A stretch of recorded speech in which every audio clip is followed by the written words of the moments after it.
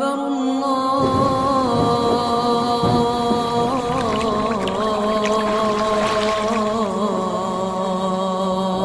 أكبر.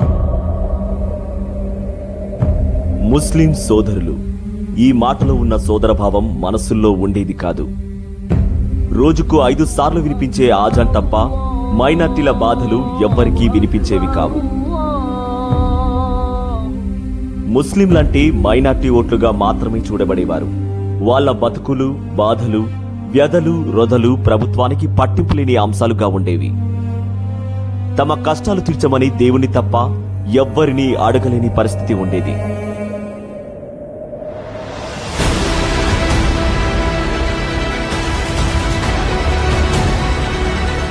2019 ఎన్నికలొచ్చాయి. జగనన్న గెలిచాడు.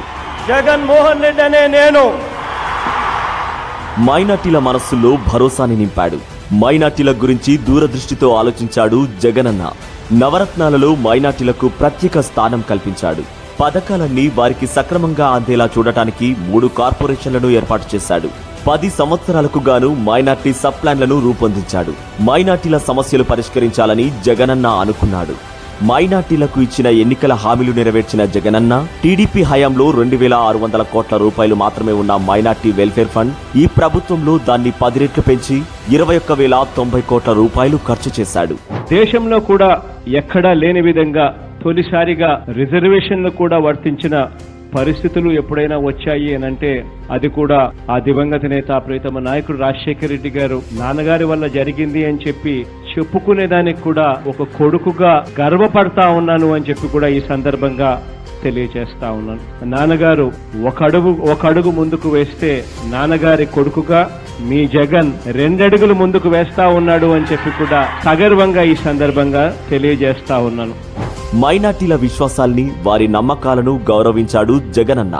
దేశంలో ఎక్కడా లేని విధంగా హజ్ యాత్రకు ఆర్థిక సాయం అందించాడు.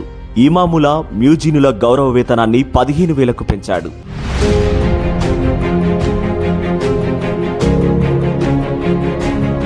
మైనార్టీల విద్య మీద ప్రత్యేక శ్రద్ధ చూపించాడు జగనన్న. అమ్మఒడి ద్వారా 3.06 లక్షల మంది ముస్లిం తల్లులకి సంవత్సరానికి 15,000 చొప్పున అందిస్తున్నాడు. జగనన్న విద్యా దీవెన ద్వారా 2,02,053 మంది ముస్లిం విద్యార్థులు చదువుకునేలా మరియు 1,99,000 మంది హాస్టల్ సదుపాయాన్ని అందుకునేలా చేశాడు. విదేశాలలో చదువుకోవడానికి జగనన్న విదేశీ విద్యా దీవెన ఏర్పాటు చేశాడు. జగనన్న విద్యోన్నతి ద్వారా పోటీ పరీక్షలలో ధీటుగా రాణించేలా చేశాడు. జగనన్న మైనార్టీ మహిళల ఆర్థిక అభివృద్ధిని బాధ్యతగా తీసుకున్నాడు.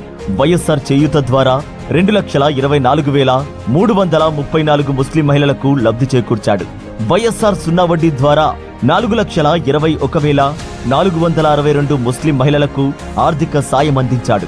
మైనార్టీలకు రాజకీయంగా ప్రాధాన్యత ఇచ్చాడు రాజన్న బిడ్డ. అందులో భాగంగానే ఒక ఉప ముఖ్యమంత్రి పదవితో పాటు 4 ఎమ్మెల్యేలకు మరియు 4 ఎమ్మెల్సీలకు తన ప్రభుత్వంలో స్థానం కల్పించాడు. జగనన్న హయాంలో ఉర్దూ 2వ అధికార భాష అయింది. జగనన్న నాయకత్వంలో అనేక పథకాల ద్వారా లబ్ధి పొందుతున్న మైనార్టీలు 35,52,997 మంది. ఆయన నేతృత్వంలో షాదీ తోఫా 100% పెరిగి ₹1,00,000 అయింది. మైనార్టీలకు ఇంకా ఎన్నెన్నో పథకాలు, ప్రయోజనాలు, ఉపాధులు, అవకాశాలు కల్పించే దిశగా అడుగులేస్తున్నాడు మన జగనన్న. చరిత్రలో ఏ నాయకుడు మాటల్లో తప్ప చేతల్లో చూయించలేని దాన్ని చేసి చూపించిన మన జగనన్న. అందుకే మా నమ్మకం నువ్వే జగన్.